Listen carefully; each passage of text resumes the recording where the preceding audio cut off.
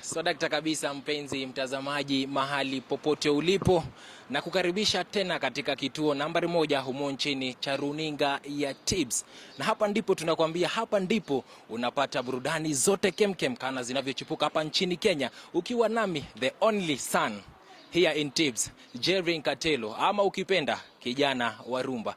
Lakini yote 9 ya 10 ni hati. Leo niko, kabla niweze kumkaribisha mgeni wangu, anikwambie show si nyingine, inajulikana kama Bonga na Jelvin.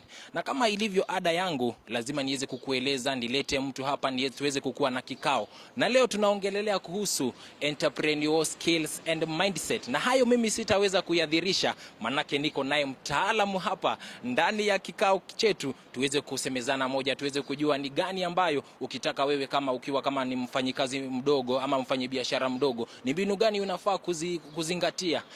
Sina mengi, nitakuwa nikimkaribisha sasa hivi aweze kuanza na jina lake, alafu atuambie yeye ni nani kwa kina kifupi.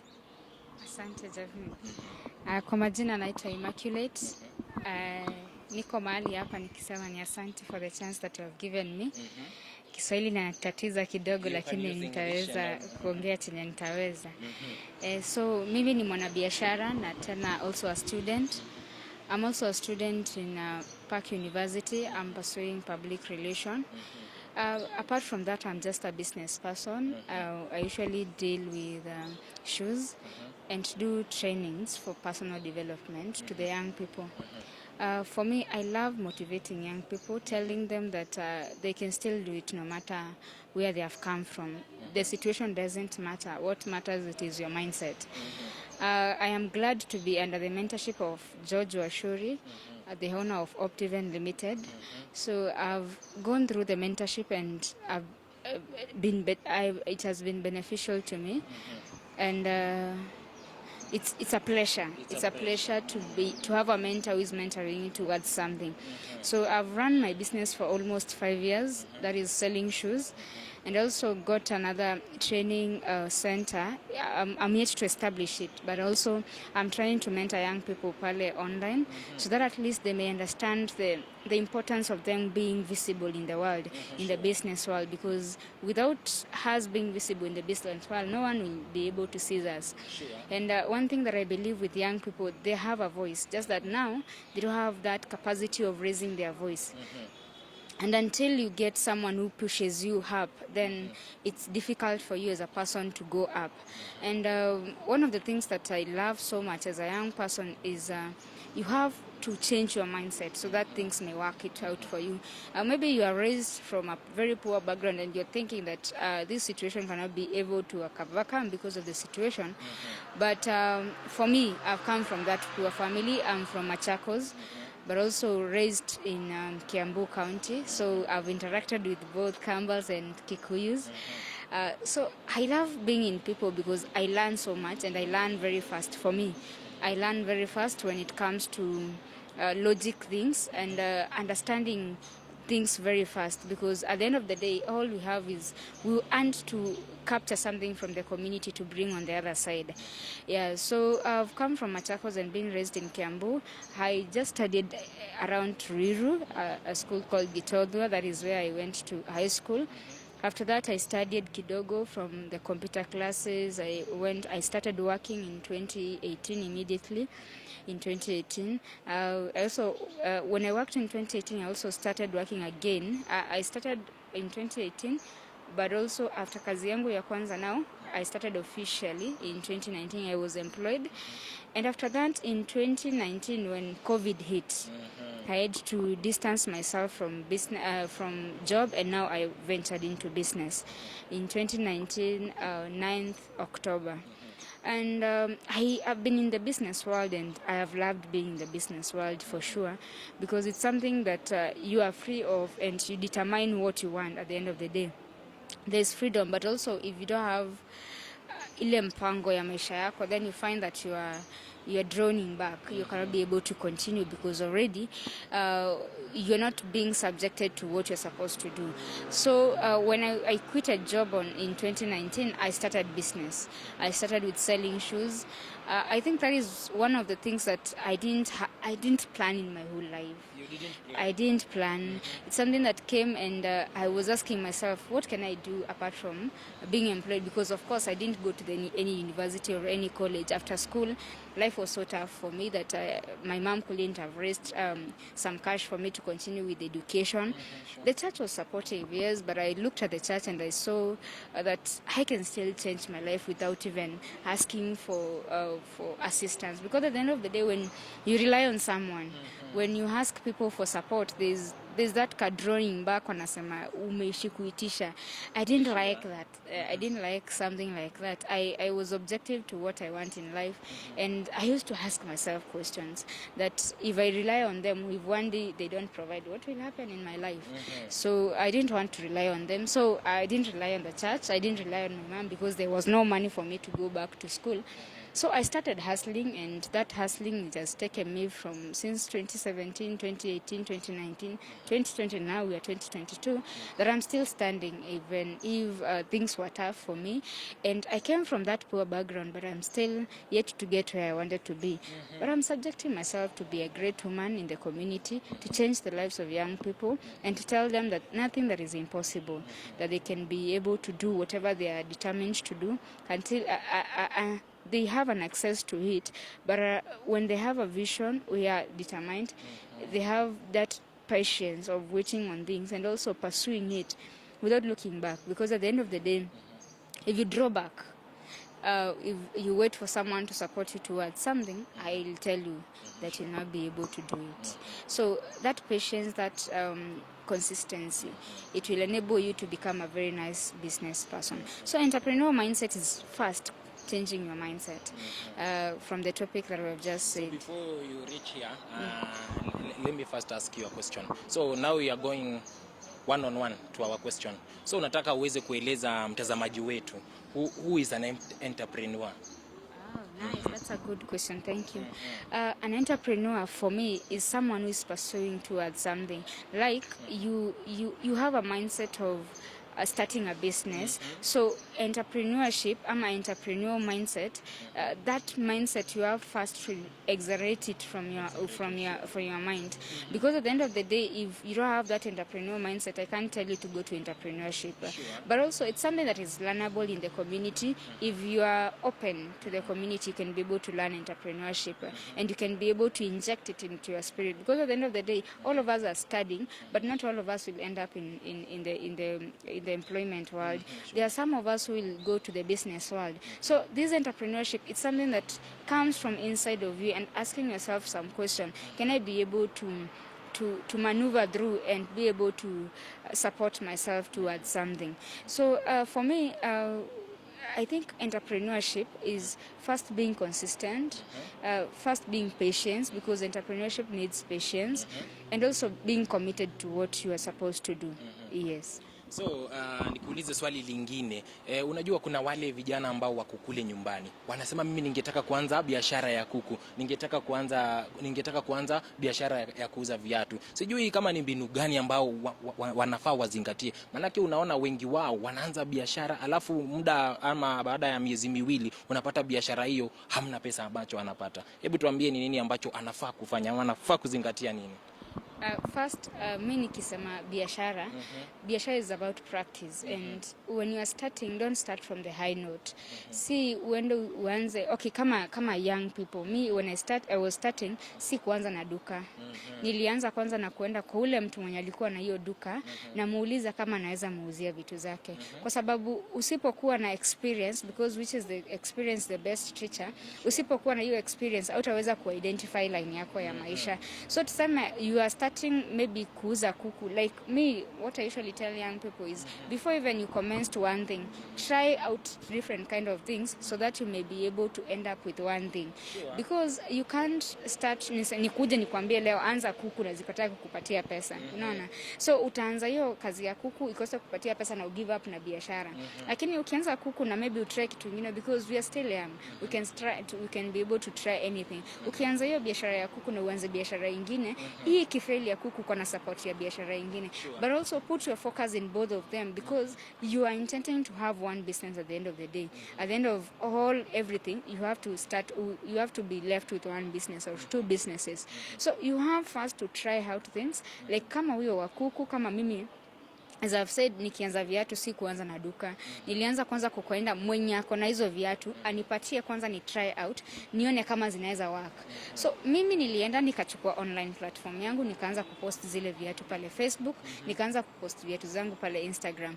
And after some time nilianza kuona watu wanaanza kununua. Nikaanza kuwa motivated. Nikaanza tena kuwa motivated kwa kuuza viatu. Lakini pia haikuwa rahisi. Kwa hivyo nilichukua viatu, nikaenda tena Kamukunji, nikachukua duvet, nikaenda mahali pengine nikauza mattress, nikaenda mahali pengine nikatry kitu kingine. So si ati niliamka siku moja nikajipata niko na line moja ya viatu. Nilijipata niko kwa viatu, niko kwa mattress, niko kwa duvet, niko kwa nguo, so that at least at the end of the day nikaweza kuji-identify that mimi naweza kuuza viatu. So pale Facebook najiita Immaculate AMB au some collection. Hiyo ndio nilianza nayo. But si kuanza na page, nilianza na account yangu. Nilianza kuuza pale account before marketplace iingie. I think bado marketplace ilikuwa, lakini watu hawakuwa wame-identify what is a marketplace. So nikaanza kulearn. There's a mentor online anaitwa Dan Lok. Mimi humsikiza sana. He speaks about entrepreneurship and how we can be able to scale up. Nilikuwa kila siku nasikiza Dan Lok. Nikitoka naenda Isili, naenda napata mtu anauza viatu zake, namwambia naweza piga hii kiatu picha ndio niweze kuuza. Ananiambia ni sawa, piga. Tukipata client namwambia basi tafuta mtu apeleke hii kiatu. Akishauza utakuja kunipatia zangu za juu. Then mimi sawa kuwa ameniemploy. Nilikuwa nimejiemploy kwa biashara yake kwa kupata kile kidogo nilicho. So ni kujituma kwanza. That patience. Yes, kujituma ni ya maana sana. And then you have patience and waiting that business at the end of the day itaweza kuinuka. So ukikuwa na hiyo consistency, patience na kujituma, mimi nakwambia biashara itaendelea. Lakini usipokuwa na hiyo consistency, ati unajaribu leo na unaachana nayo kesho, at the end of the day haita work out. Haiwezi work. So lazima ujikeep on toes ukijiambia biashara ni kujaribu. Kuna wengine wao unapata ya kwamba kuna skills. You know, for you to start a business you must have the skills. Can you tell some of the skills zile mtu anafaa akuwe nazo ndo aweze kuendelesha biashara yake? Skills. Talking of skills, I think tukienda shule tunafunzwa business. Ni kitu tulisoma tukiwa primary, and ni kitu tena tutasoma. Maybe mtu atakuja kupursue business, inatangwa business something. I think business development, I don't know. I don't get the name. But skills, when it comes to skills, is first understanding the digital market. And when you're starting a business, I think most of the businesses today are going online. So when you want to start a business today, first angalia around you, who is your target market, who is your target audience, who are you going to sell at the end of the day, and where are you going to sell that product to? Because we can say that we have that target market, target audience, but we don't know where to sell. Yeah, so you have to identify the location. Not even sometimes it even doesn't matter about the location, because we usually work with our phones.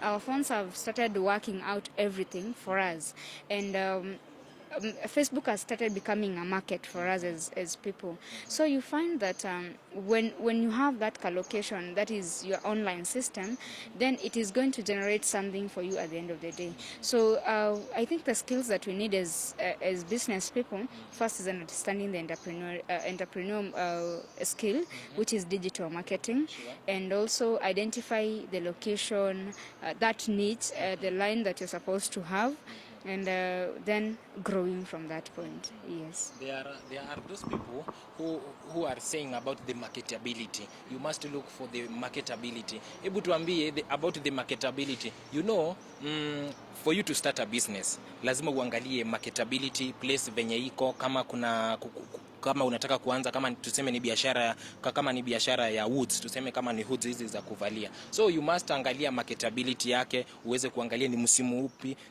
Manake tulikuwa na kijana mwingine anajulikana kama Job wa mitumba, pia is an entrepreneur. So yeye alikuwa ananiambia akienda pale kuuza, yeye anauzanga na bills, anauzanga na misimu. Pia anakupeanga idea, anakuambia kama ni msimu huu lazima uweze kuangalia ni msimu wa joto, lazima uwape zile sleeveless. Kama ni msimu wa kuvaa, kama kuna baridi sana, lazima ukue na sweta kama zile woods. Sijui hapo pia wewe unaweza changia vipi?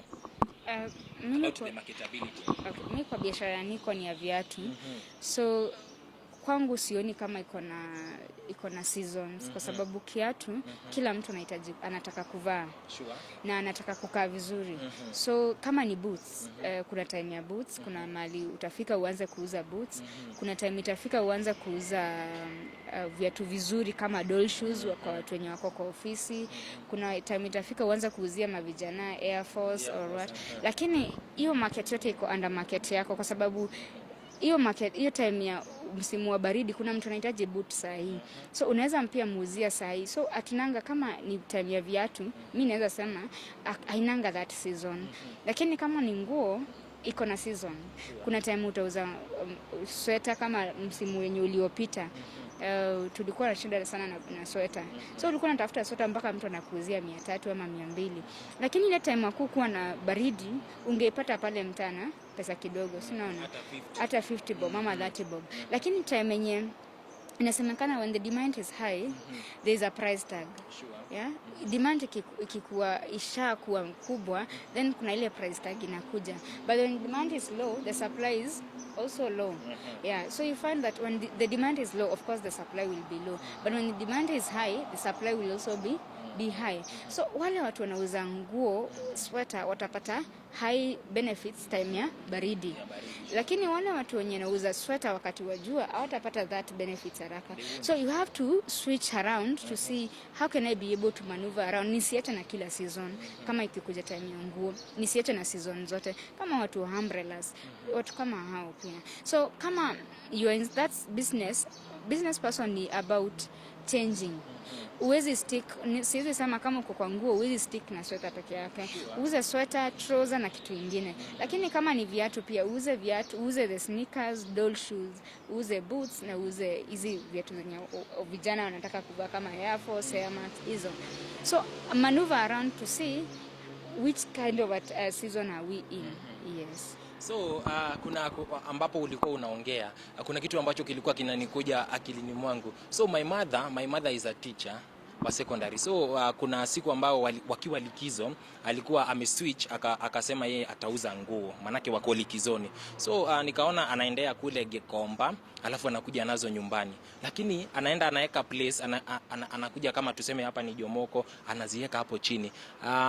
Like a day anapata kama 700 hivi. So alafu the following day akasema ajaribu kuenda nyumba door by door. Aende door by door. Na hapo ambapo alienda door by door akapata 3k. So about wale wako mashinani, au nao unaweza wape idea gani? Manake kuna wale wanasema wakiweka hapa wanasema hii business na venye nimeweka 10,000 leo inaleta 100. Wale unaweza waambia nini pia wao? Naweza sema kwa mkulima mdogo, yes. So unapaswa kuwa na hiyo maneuvering a mind that unaweza tumia simu yako ku market, kwa sababu nikasema Facebook iko na market yake. Ni kama vile tunaamkanga kwenda Thika market ama tunaenda Ruiru market ama tunaenda mahali pengine market. So Facebook iko na market yake. So utilize the resources that you have around so that you can be able to scale up your business. What about those are at home and they don't have the gadgets?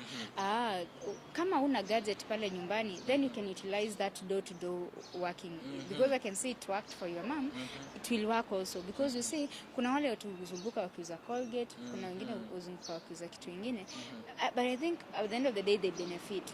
Without you sticking at one point, we are not getting profits at the end of the day. So I think for any business person who is looking forward to scale up, look at the areas that you can be able to scale up, which is now you can push yourself to a certain level. Kama jana ukupata biashara place ulikuwa, unaweza jaribu kitu kingine ndio uweze kutafuta line ya, like you look for a lines that you can be able to settle in. Because at the end of the day, we are looking for money. We are in business to generate income. We can't go to business without generating income. Money, yeah. So you think towards on how you can be able to scale up your business. So for the small businesses that are in Nairobi and they are wondering, can I be able to move online? Yes, you can be able to move online. The market is real for us. I've been in the online market for quite some time, so the market is real. I do the trainings for social media marketing, which has enabled most of young people to be able to generate income through the online platform, because it's something, all of us have phones, and most of us, those phones we are utilizing to check on TikTok or maybe to check Facebook, on Reels, to check on Instagram, what has been posted. But for me, I do it differently. I use social media for gaining. I use social media to post my products, all that I have. Sometimes even if I don't have products in my shop or maybe where I pick my products, I can still go and inquire from another supplier, can I be able to sell this product that I can be able to gain from it. So I think the notch for the business people is first understanding that the business market is changing daily. So you have to change with that market, because if you don't have to change with that market, you'll find yourself you're still stagnant, because you're not subjecting yourself to change. Because if you're not a changing person, then there's no change in your life. So read a lot of, skills a lot of business education that is outside there. I know even most of our stations, they usually hear out business tips at the end of the day in the news and everything. So capture that information and understand, now as a business person, how can I be able to scale up my business? Can I move it to the online? Can I move it to the door-to-door business? Or maybe can I come to a school like this and start selling whatever I'm supposed to? So you just stand at the entrance or maybe around this place and you start selling whatever you're supposed to sell. So first, like, relearn your mindset daily, relearn yourself daily, educate yourself, make yourself a changing person, so that you can be able to gain from the world. Yes. So today we are talking about the hustler. We are talking about the hustler, entrepreneurial skills and mindset. So there are those people who are at Nairobi, there at Gikomba, at Thika, everywhere. So they are saying, like, tunapatana na mtu mmoja ananiambia kama Jelvin, naweza fanya nini? Naweza kuwa na amount gani ndo nianze biashara kidogo? We are talking about the hustler mindset and the entrepreneurial skill. So unaweza waambia nini kama wewe kama trainer? Thank you. Mi nilianza without anything. I think most of us tunasikianga kuna mtu alianza kuku na mayai. Ama mwingine alianza na kuku moja. That is something real. Me when I was starting sikuwa na kitu chochote. Nilienda pale Isili because kazi yangu iliisha mwezi wa 9 2019. So venye niliona na siwezi employwa mahali pengine juu sina certificate, sina education, na niko na skills ndio za kufanya kazi kwa ofisi, lakini sina certificate ya kupresent. Nataka tukuje hapo kwa education, lakini malizia.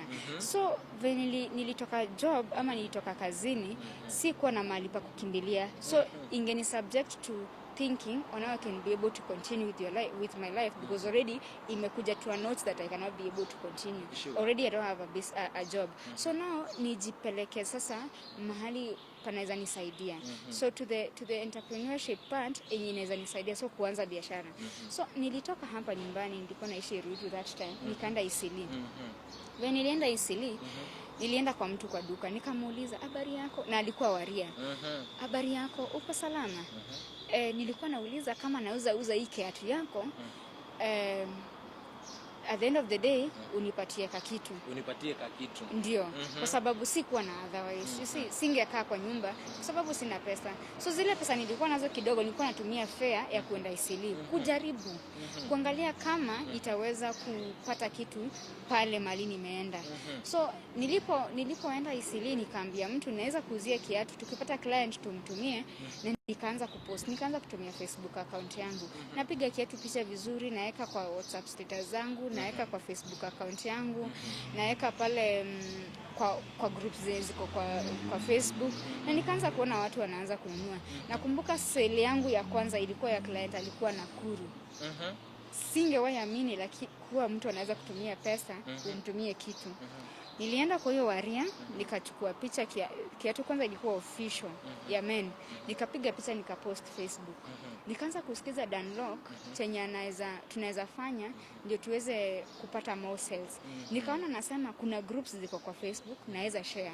So nikaanza kushare. Nikapatana sasa huyo client alipata kiatu yangu kwa group. Akani inbox akaniambia hiki kiatu ni pesa ngapi, nikamwambia. Akaniuliza uko located wapi Eastleigh. Mimi niko Nakuru. Na hiyo time si kama sasa that mtu hawezi trust mtu mwingine online. 2019 ilikuwa poa. Sasa hizi huwezi trust mtu manake kuna matapeli. Before sasa ifike hapo, sasa hiyo 2019 ilikuwa mzuri kwa sababu watu wameanza kuenroll online kwa sababu COVID imeingia. So client akanitumia pesa. Kwanza nakumbuka vizuri alinitumia 1500. Mwenye kunipatia kiatu alikuwa ananiuzia 1000. So 500 ni yangu. Yeah? So nikashangaa nikashindwa, kumbe naweza pata pesa kwa hii biashara. Na nilikuwa nimekuja siku 2 hapo sijapata kitu. Ilikuwa 500 yangu ya kwanza kupata kwa biashara. Ilinimotivate sana. So patient ile yako ilipay. And hiyo patience after nimeenda siko najua hata viatu zinatumangwa haje, siko najua venye mtu how do you go to parcel any product. Niliuliza watu, mtu anapeleka ngaje kiatu mpaka kwa zifike Nakuru. Nikapelekwa, nikaambiwa mtu anapeleka hapa, unaambia client akupatie pesa ya delivery na kiatu ikafikia client na akafurahia. The following day nimepata 500 yes. Sijaenda kufanya kazi kwa mtu, nimepost Facebook nikapata pesa. So the following day nikaamka, the same kiatu ilinunuliwa na watu wengine wawili. Mmoja alikuwa wa Westlands, mwingine alikuwa wa Parklands. Nikachukua kiatu kwa sababu sikuwa najua riders ati mtu anaweza tuma. Nikapelekea client akabai, nikabaki na 1000. Na client wakalipa delivery fee. Na client wakafurahia sana kwa sababu ni kitu unique sana kwa market. Mimi kupeleka kiatu na kupatia mtu. Na imefika on time. Na imefika chenye walikuwa nataka. So huyo client akafurahia. Mimi nikaendelea kupush. Nakumbuka siku moja nilikuwa nimetoka Eastleigh, nilikuwa kwa gari. Na nilikuwa hiyo siku nilifanya kazi vizuri sana, nilipata 2000. Kutumana nikiwa nimekaa kwa biashara ya mtu sio yangu, ya mtu mwingine mwenye sijui. Mwenye tu naenda namwambia naweza kusaidia kuuza. Sitaki uniajiri. Nataka tukuchukua hii kiatu yako nipige tu picha ni post online. So nikaanza kuwa motivated kuuza vitu online, Nikaenda hivyo ni scale up.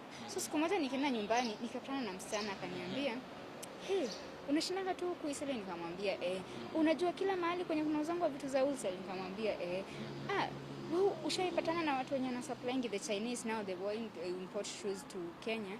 Hujawahi jua kama Nairobi kuna kuanga na viatu? Ambia mimi hata sijui maji. After that akani-introduce now to the Chinese platform. The Chinese platform sasa nikaanza kupata pesa vizuri. Juu sasa hapo naenda nanunua na pesa yangu, naenda na deliver. Nanunua na pesa yangu, naenda na deliver. Nikaanza kuscale up. Eastleigh bado nashikilia nguo na bado hapa in Nairobi nashikilia viatu. Nikafika mahali sasa learn the business, how it is run. In 2020 watu wakiwa kwa COVID nilikuwa na deliver viatu, nilikuwa na deliver food kwa nyumba za watu. Kuna wengine walikuwa wanasema wafanye biashara wengi wanasema ya kwamba wamefaidika sana. Mimi nilifaidika sana. Mimi ni mmoja wao wa COVID-19 kwa sababu hiyo time watu wengi wanataka kupata vitu kwa nyumba, hawataki kwenda kwa market. Manake hawataki kupatwa na ile homa ya COVID-19. Mimi kwanza ilinipata na ikaisha. Lakini nashukuru Mungu. So nilikuwa naenda pale nachukua products napelekea client. Au ni client kabisa siwajui. So napata na grow. Sasa 2020 watu wakivuka 2021 nilikuwa nisha learn the act of business. How is business run? Naweza tuma delivery saje. Hapo ndipo riders wakaanza kutokea. Unaweza tuma rider Thika, unaweza tuma rider Westlands, unaweza tuma rider wapi. So nikaanza kuscale up biashara yangu. So naweza uza viatu 5 in a day without me being physically in that business. Like naweza kaa kwa nyumba yangu, nipige simu niambie mwenye ako kwa duka, tafadhali patia rider fulani kiatu apeleke wapi? Westlands. Tafadhali patia mtu fulani kiatu. Na hizo viatu sio zangu. Kumbuka mimi natumia biashara za wenyewe kugain sure. So wakaanza kushindwa, huyu msana mwenye anza kuniingia Nairobi na najua haki ya biashara ni gani. Nikaanza kufunza watu online. nilianza na event, nikafunza event, most of the people in event ya wananijua sana. Tena hapo na kuanga kaseleb fulani. Uko kaseleb pale event, natoka nikaingia Dynamic, nikaingia Dubai Merchant iko opposite RNG. So na huko ulikuwa unafanya nini event? Nachukua vitu za watu, nauza. So wanashindwa huyu msana anauza vitu wapi? So watu hapo sasa wakaanza kulearn biashara za online. Biashara zikakuwa mingi online. Marketplace ikafunguliwa na Facebook. A lot of things now started popping up. Biashara ikajaa. Kwa sababu kila siku watu wanataka kutry. 2021 watu wakishindwa 2020 what happened? Kuna watu walikuwa wamesha rip in 2020. So 2021 biashara ilikuwa imeanza kwenda polepole juu tumeingia tuko wengi. So watu wengi wameanza kuingia, wameanza kujua biashara inafanya aje nini. Lakini for me it has worked out. And I never reconciled myself kukaa chini nasema nataka duka kwa sababu already natumia duka za wenyewe. So nilitumia this opportunity for me to get like a side hustle. Nilianza kama sina kitu lakini sasa kwa hiyo long run imeweza kunipatia pesa, naweza sema leo naweza weka duka yangu. Yes. So there are those people, kuna wengine wao kama watu ambao wako kule tunasema wale wanasoma. Kuna wengine wako kule wako JKUAT, wengine wako MKU, unawafahamu wale wanafanya taaluma tofauti.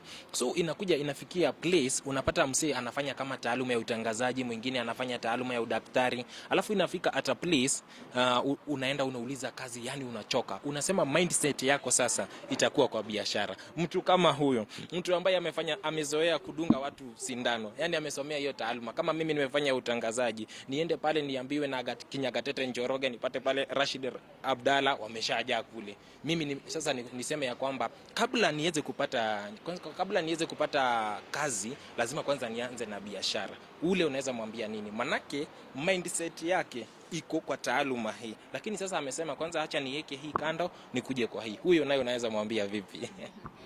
Asante. Nafikiria kwa sababu kila mtu ameumbwa different. And before we get to where we wanted to be, we must start somewhere.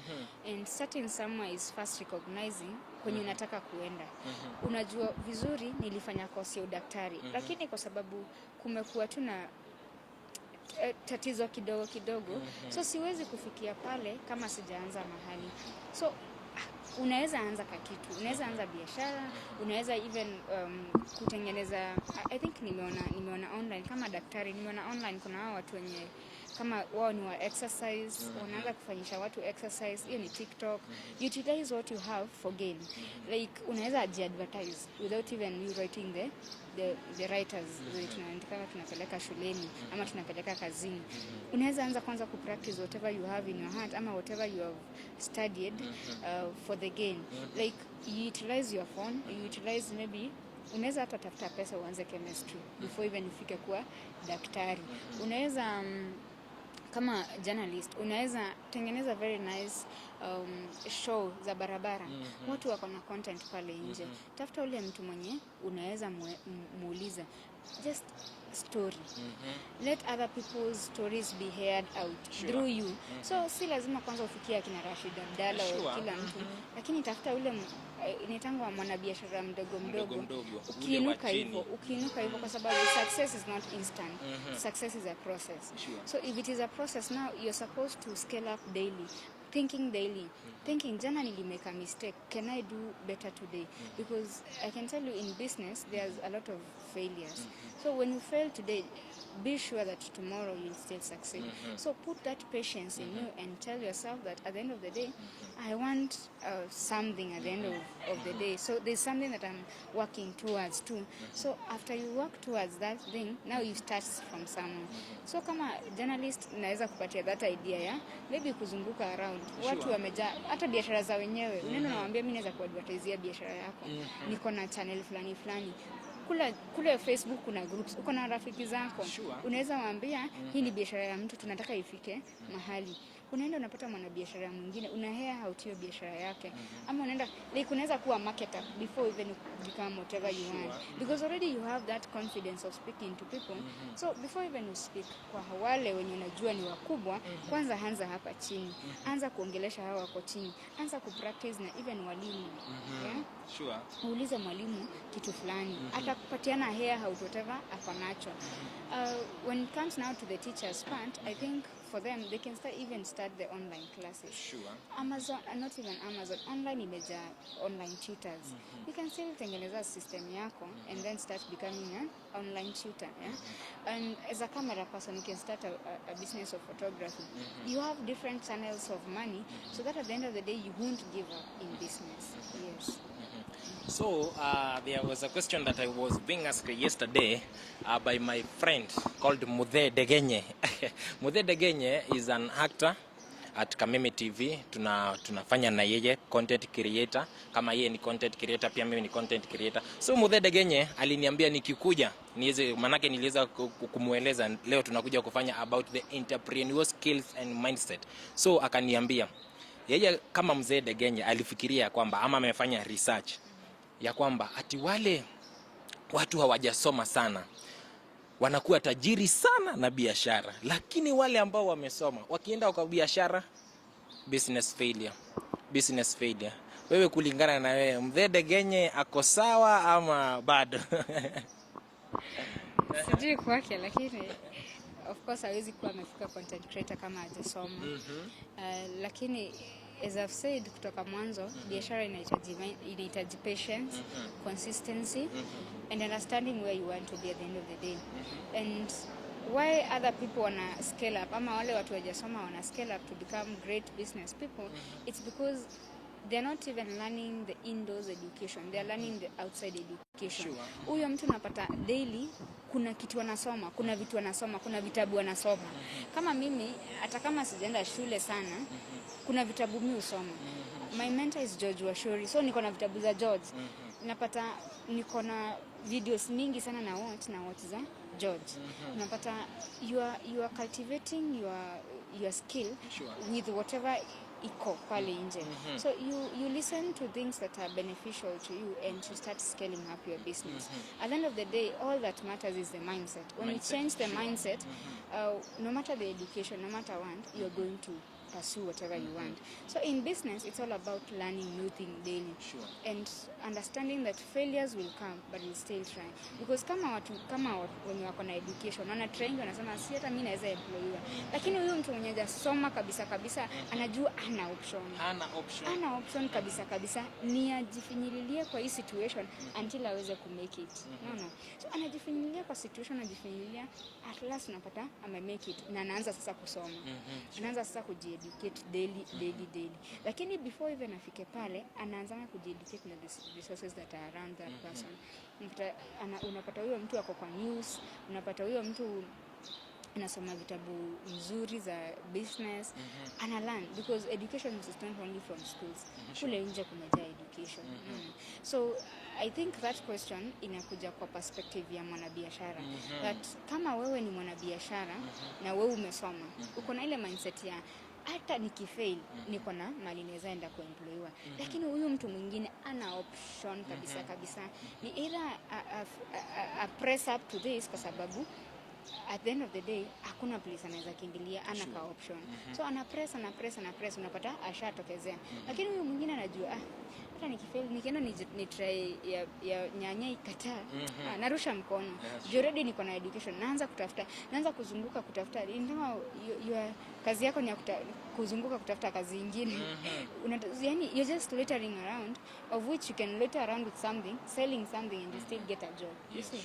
And I've said hapo nyuma nimesema whatever you have, the skill that you have, you can utilize it for gain before even you get where you want to be, because success doesn't come instant. Si microwave world that tutaweka chakula itoke kama ikiwa moto. Ni kitu inahitaji kupress. Utafail, amka tena endelea. Kwa sababu hata mimi si ati sikufail.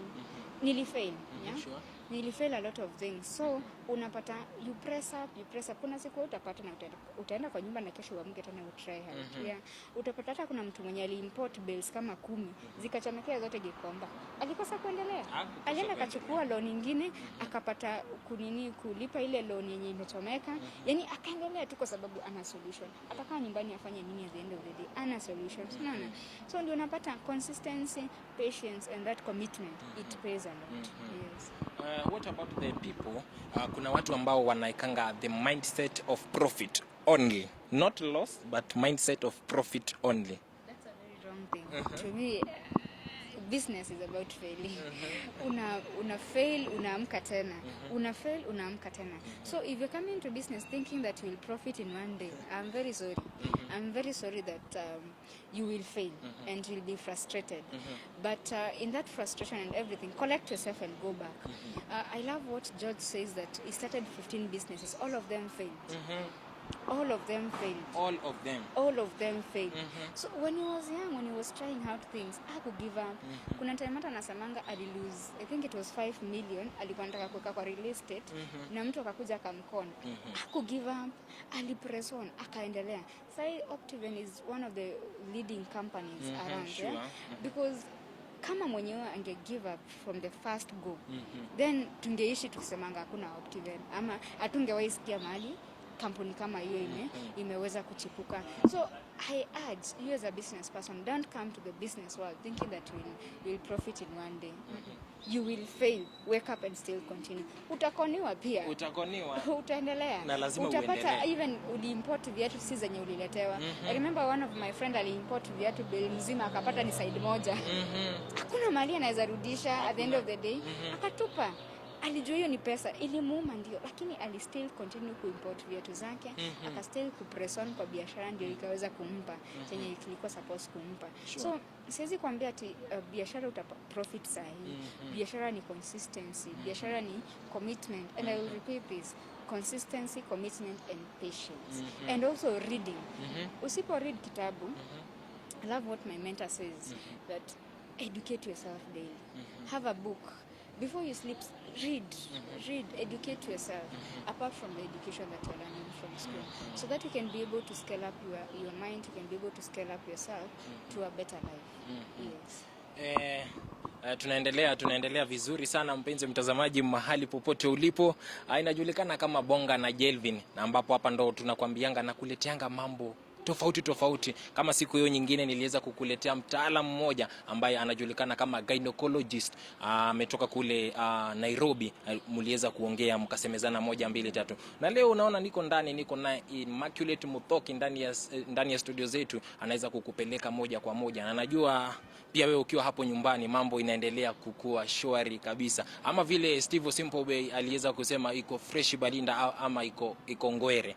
Tukiendelea Immaculate, kuna watu ambao kule ama wale wako kule nyumbani pia, na wangetaka ungewapea nini ama ungewapea ushauri upi? Manake ukiweza kuangalia wengi wao wanasema ya kwamba mimi nilianza biashara hii, nilianza hii, lakini zote zinakuwa business failure. Hebu tuambie ni nini ambacho kinachangia sana for business failure?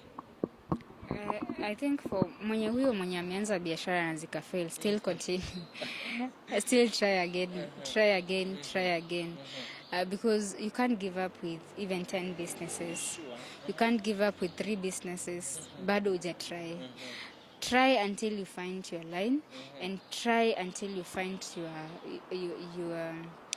your product. Like try to find whatever you're supposed to be in. So for the business people who want to start business, I think the best way, kwanza the young people, I think the best way to tell them is utilize what you have for the time being first. If you have that 100 shillings, look for how can you be able to multiply that 100 shillings to be of gain. Because we are living in a world that we get money daily with whatever we have, but utilizing that money to a benefit, it's something that you don't know. So I think for me, to the young people, we have all Facebook, we have all TikTok. Let us use TikTok for gain. Like we have blogs. You can create a very nice blog if you can aspire to be a blogger. It's not something that you have to go to school to study for. Making the TikTok videos and also advertise. You find that kuna mtu from nowhere to ajakuwa educated, lakini he is doing well. Just utilize whatever you have, the resources that you have for gain, to enable yourself become a great person. Sure. Because at the end of the day, if you give up in one business, then you're not a business person. Sure. You're not a business person. So try and try again. Rise up. If you failed in nyanya, try cabbage. If you failed in cabbage, and failing doesn't mean that hii kitu ilikosa kwenda kwa market. Kama uko kwa cabbage, try market different uone hii inashindikana. Unaona? Si kukaa kama nimeleta cabbage zangu vitu, nimekaa nikaona siku ya kwanza ati ni failure. That is not failure. Unakaa you check if the business is profiting to you check. So I think the best way for the startup businesses is if you have started businesses and you have failed, still try again. And for the young people, kindly utilize what you have, the resources that you have, the skills that you have for the benefit of you. Because if you don't utilize it, I tell you that time will fly. Utajipata maybe you are married, or maybe you are doing something that even you cannot be able to switch to whatever you're supposed to do. But right now as a young person, try as much things as possible. You're still trying employment, try business to weigh out where can I be at the end of the day. Yes. Neno lako la mwisho, labda kuna kitu ambacho ulikuwa unataka kukisema lakini hujakisema, unaweza pia ongezea hapo ukisema neno lako la mwisho. Asante. Naweza sema that young people, we have an opportunity in the community. One, tafuta mentor, someone who can you look after, and you say that I want to become like this one. Also now, when you have that mentor, start learning the way he does his things, and tafuta mentor positive, see mentor negative. Start motivating yourself daily. Let me tell you, one of the things that us as young people we do, we wait on people to push us. Hatutaki kujipush. Tunagojea huyu atakuja kuniambia niende nikajaribu kitu fulani. Have that mind ya kujituma. Jitume kabisa. Don't wait on your family, even if your family has a lot of money. Sometimes inaishaga. Unajipata hamna anything. Maybe it's an auction. Unapata maisha inaenda. So you will give up in that way because already hauna motivation any. But when the motivation is coming from you, inside of you, then there's no one who can stop you towards something. So motivate yourself daily, raise yourself up, and tell yourself you can be able to do it. For me, I didn't have someone to motivate me. It was only me. And if I could not have motivated myself, sisi sema that naweza make a difference in the world. For me, as the way my mentor says that I want to leave a mark, not in Kenya, in the world. Why? Because when you are generous on what you're supposed to do, then things are going to work out for you. Usigoje mzazi wako akupush. Usigoje mtu fulani akusupport na kitu fulani ndio uweze kuendelea. Kwanza kwa nini wewe usijaribu so that you can be able to fail and come back and tell me, Immaculate, I failed in that thing. Can you help me? Lakini kama hujastart, nani atakusaidia? Hakuna mtu atakusaidia. So for me, I think the best way, as I've repeated, consistency, commitment, patience, and starting. Kujituma itakusaidia sana as a business person. Not even as a business person, as a young person. Because young people, we are fond of waiting on people to help us. Ati tuko na skill, ati mtu atakuja niambia ati ani connect na kazi.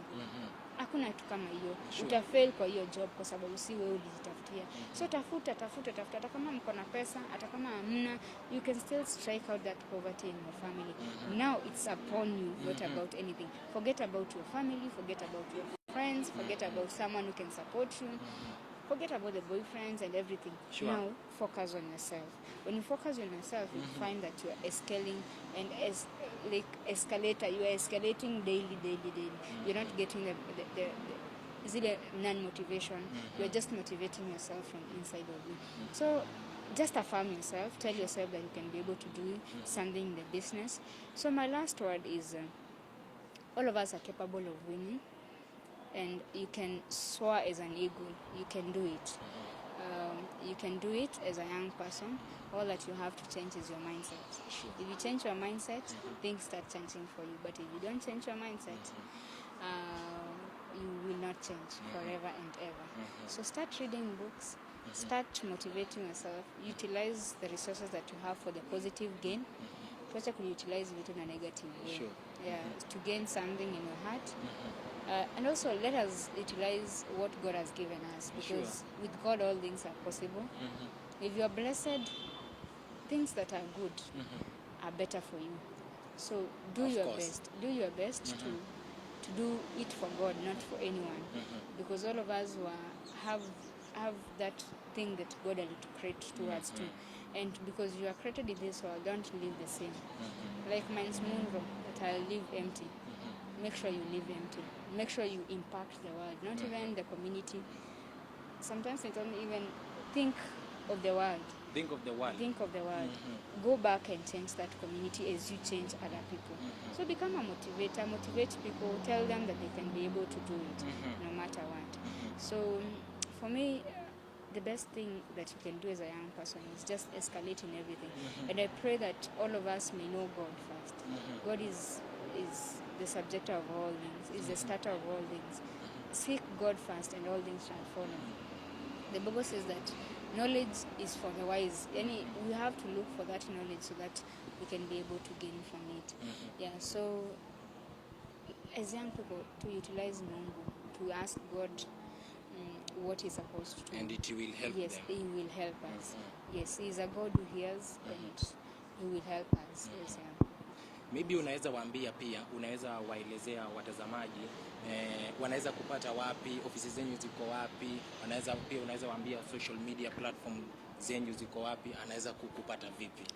Sawa. Naweza patikana social media. I love Facebook. Pale Immaculate Muthoki, Mackenzie. Mackenzie is my grandfather's name. I love the name. So you just write Immaculate Muthoki Mackenzie, or if you can't find me on that, unaweza nitafuta EMB Awesome Collection.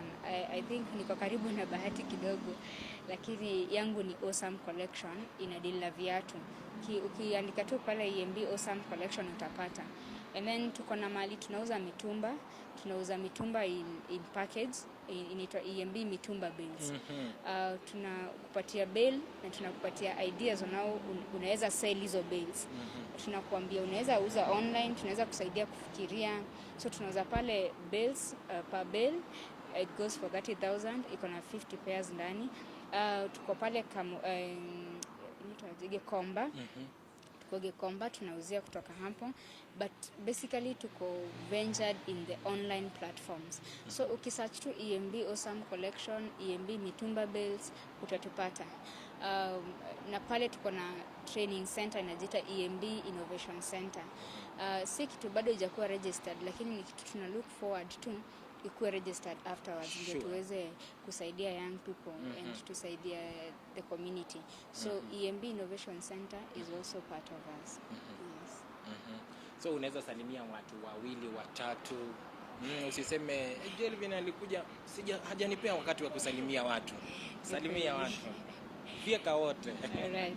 I want first to recognize my mentor, Jojo Shuri, for the chance he has given me to be this far. I mean, he educated with a lot of mentorship, and also my mom. I treasure you as a mother. You have raised me to be an obedient lady and to be honest and to be patient. Need things that have helped me patience in life. I also want to recognize Yvonne. She's part of my life. She's a sister to me. I have a lot of friends and even others there wako US, akina Cosmos. We love you and I love you basically. Kina Eric, mtua kule Dubai. We love you that you have given me a chance to educate myself and to be the better person that I am. Looking forward to see you excelling as I excel. Even the trainings that I usually do pale nje, I know that I impact very many young people. Be impacted as one day that you'll stand to become great people in the community. So Business Ideas Group, keep on. Nawapenda sana. Yes. Asante sana. So dakika kabisa mpenzi mtazamaji, na hapo ndipo tutatia kikomo siku ya leo, ambapo kama wewe umeweza kunufaika tunasema hongera kwako, na ambapo umeweza kupata kitu siku ya leo, na kuambia kila siku lazima tuweze kukuelimisha na tuweze kukupa mafunzo ambayo hata wewe ukiwa hapo nyumbani inaweza kukusaidia. Hapo kesho nitakuwa pale Kiengei live tukiwa na Muthede Genye and Kiengei himself na Jelvin Katelo pale, tuweze kupatana pale, tuweze kusemezana 1 2 3. Kuna wengi wanauliza, walisema ya kwamba wamenizoea kwa lugha ya Kikuyu, lakini leo mweza kusikia Kiswahili, niko swadakta kabisa. Sina mengi, lakini kabla niende lazima nikuache na falsafa akilini. Leo tunaangazia masaibu ya Donatello. Donatello ameenda pale kwa Inange. Donatello amesema ya kwamba yeye sasa ataanza biashara sugu ya kuuza blanketi. Amerauka mapema, ameenda pale kwa Inange, ametia vitu zake, blanketi zake pale na duvet. Donatello, kuna kuja mzee mmoja amevaa kofia. Mzee yule anakuja vizuri sana, anamwambia Donatello, nataka blanketi 6. Donatello anamwangalia na jicho la kejeli, anamwambia tafadhali wewe mzee, toka hapa manake wewe huna hela. Mzee alikuwa amevaa kote la black hivi. Donatello, mzee akamwambia tena, tafadhali kijana, nataka blanketi 6.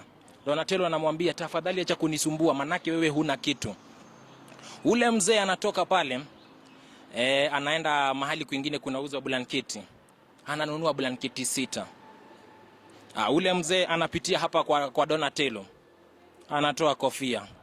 Donatello masaibu yake anapata ni katibu mkuu Papa Atuoli. Unajua vile alimwambia? Shenzi sana. Anajulikana kama Jelvin Katelo. Sisemi kitu. Na wale ambao wameweza kufanikisha hii kipindi chetu cha Bonga na Jelvin, si mwingine anajulikana Paul Kiroket, the producer himself. The only producer that we have here in Kenya. The only producer that we have here in the international world. Paul Kiroket. Na kurank sana. Tupatane siku ya kesho pale Kameme TV live, Kiengei live. Mimi najulikana kama Jelvin Katelo, ama ukipenda Jelvin Wanyoike. Sisemi kitu.